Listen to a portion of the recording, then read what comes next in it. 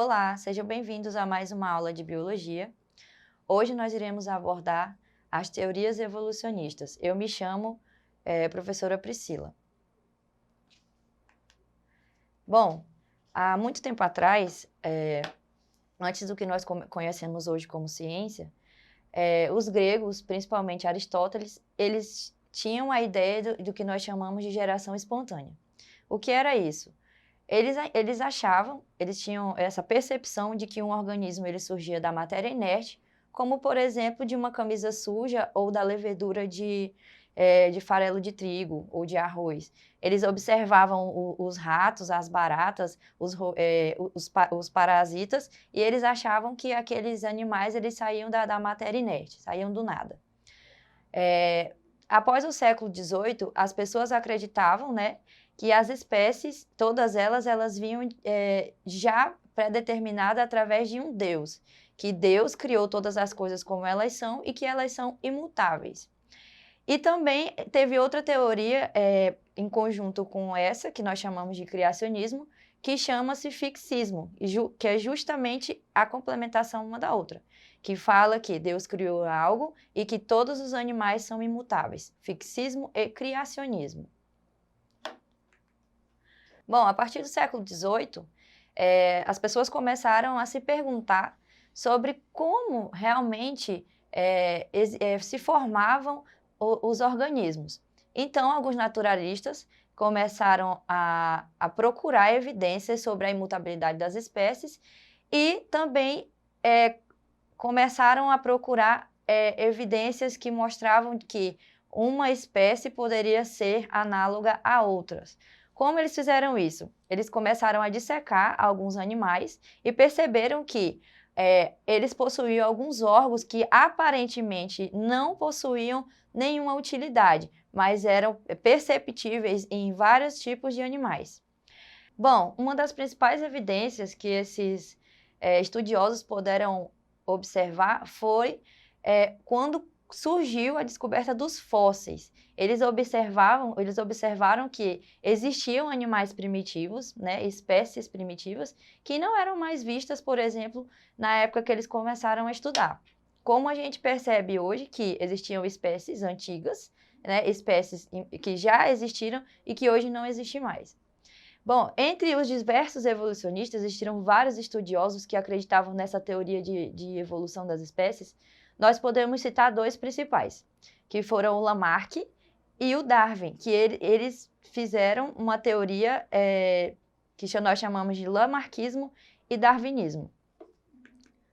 O Lamarckismo ele foi proposto por Lamarck e caracterizou-se basicamente por duas leis, a lei do uso e do desuso e a lei da herança dos caracteres adquiridos. A lei do uso e do desuso, ele explicava que um organismo, quando ele utiliza muito uma parte do corpo, aquela parte se desenvolve e aquele animal ou aquele organismo que ele não consegue desenvolver certa parte do corpo, ele acaba se atrofiando e o animal acaba que não se reproduz e se extingue. E já a lei dos caracteres adquiridos afirma que essas características, né, quando eu uso muito algo, ela pode ser passada para o meu descendente. Um exemplo que a gente pode observar aqui é esse das girafas. Ele mostra que as girafas elas precisavam se alimentar de folhas mais altas das árvores e as que conseguiam esticar o pescoço, as que usavam muito, as que precisavam comer as folhas acima, elas esticavam mais o pescoço. E as que não conseguiam acabavam por ficar sem se alimentar. Então, isso que nós chamamos de lei do uso e desuso. Quanto mais você utiliza algo do seu corpo, uma determinada parte, mais ela vai se desenvolver. E a lei da herança dos caracteres adquiridos fala que essa parte que foi desenvolvida, ela é passada para os descendentes. Hoje nós sabemos que não é bem dessa forma que funciona, né? Através da ciência, de pesquisas.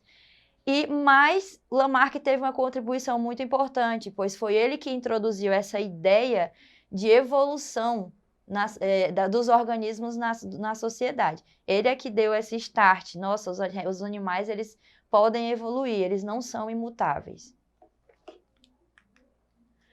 E temos o darwinismo, né? O Darwin, as ideias evolucionistas do darwinismo, ele veio de Charles Darwin, e segundo esse pesquisador, as espécies se modificam ao longo do tempo devido à seleção natural.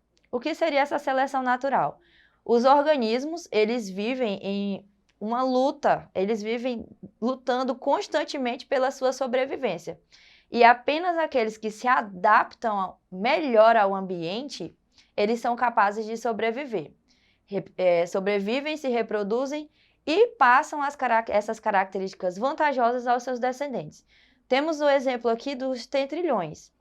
Esses tentrilhões, elas são aves específicas de um lugar chamado Ilha de Galápagos. Darwin, em suas pesquisas, observou que existiam várias populações de tentrilhões e que essas populações tinham bicos diferentes. O que ele pôde constatar com essa observação? Que esses animais, com o passar do tempo, evoluíram seu bico de acordo com cada tipo de alimentação. Então, animais que comiam insetos, por exemplo, eles tinham um bico mais fino e afiado. Já animais que comiam sementes, eles possuíam um bico mais largo, maior e com mais força para poder quebrar essas sementes. E também podemos utilizar o exemplo das girafas, como a gente viu no lamarquismo, porém, o raciocínio dele em relação à seleção natural é outro. Ele fala que em uma população existiam girafas com tamanhos de pescoços diferentes. Várias girafas de tamanhos de pescoço diferentes. Porém, as girafas que conseguiam se alimentar de folhas mais altas, que tinham o pescoço mais alongado, elas sobreviveram e se reproduziram. E as girafas que tinham o pescoço menor, né, por não conseguir se alimentarem bem, não conseguirem se alimentarem das folhas mais altas, elas foram extintas, ficando apenas as girafas de pescoço maior por ser uma característica mais vantajosa. Apesar da seleção natural ela ser um mecanismo correto, né, é o que nós sabemos hoje, que é comprovado cientificamente, o Darwin, na época, ele não conseguiu explicar como essas características elas eram adquiridas, como elas surgiam e como elas eram transmitidas do progenitor aos descendentes. Hoje, através dos estudos de biologia molecular e do surgimento da molécula de DNA, nós conseguimos entender como que essas características elas são transmitidas. Bom, um exemplo aqui de seleção natural, a gente pode observar que uma população onde o ambiente existiam pedras com coloração mais escuras, haviam também ratos, né, de coloração tanto claras quanto escuras. Como o ambiente era de coloração mais escura, as rochas eram mais escurecidas, esses animais, esses ratos mais escuros, eles conseguiam se camuflar e ficavam menos susceptíveis à predação, né? E os ratos com pelagem mais clara, eles eram predados de forma mais fácil. O que acontecia, então? Os ratos de pelagem mais escura, por ter essa característica vantajosa, a seleção natural, eles conseguiam se reproduzir e a população deles crescia. Enquanto os ratos de pelagem mais clara, como eram mais predados, a população deles diminuiu ou foi extinta. É isso que nós temos como exemplo de seleção natural. Bom, aqui no Exercitando, né, nós temos esse questionamento. O aparecimento da espécie Homo sapiens, que nós sabemos que é a nossa espécie, é um tema muito estudado pelos filósofos, cientistas e religiosos há muitos séculos. As evidências, né, os restos de fósseis, ferramentas, armas, habitações, vestimenta, entre outros fatores, nos mostram que existiam dezenas de primatas muito parecidos conosco e que, com o passar dos milhares de anos, foram surgindo novas espécies, substituindo as anteriores por serem mais adaptadas ao meio. cada vez mais semelhantes a nós, culminando no que nós chamamos de Homo sapiens atual, que somos nós. A afirmação acima, ela pode ser considerada como defensora de qual teoria? Bom, como eu já havia falado, a descoberta dos fósseis e desses materiais já citados, eles permitiram que os cientistas estabelecessem uma relação, né, de parentesco entre esses organismos, que atualmente eles são considerados diferentes, né? Eles são parentes, porém são diferentes. Existe um parentesco, porém são diferentes. E esses fósseis, essas ferramentas, elas facilitaram a comprovação de que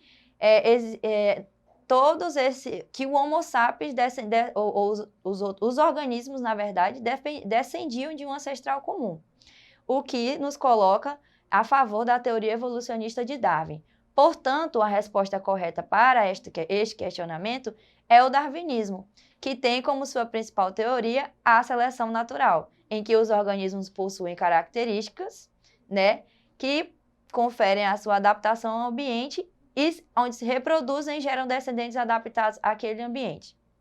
Ou seja, uma frase que é bem dita, que eu acho que vocês já ouviram falar: apenas o mais forte sobrevive, o mais forte sempre sobrevive à natureza.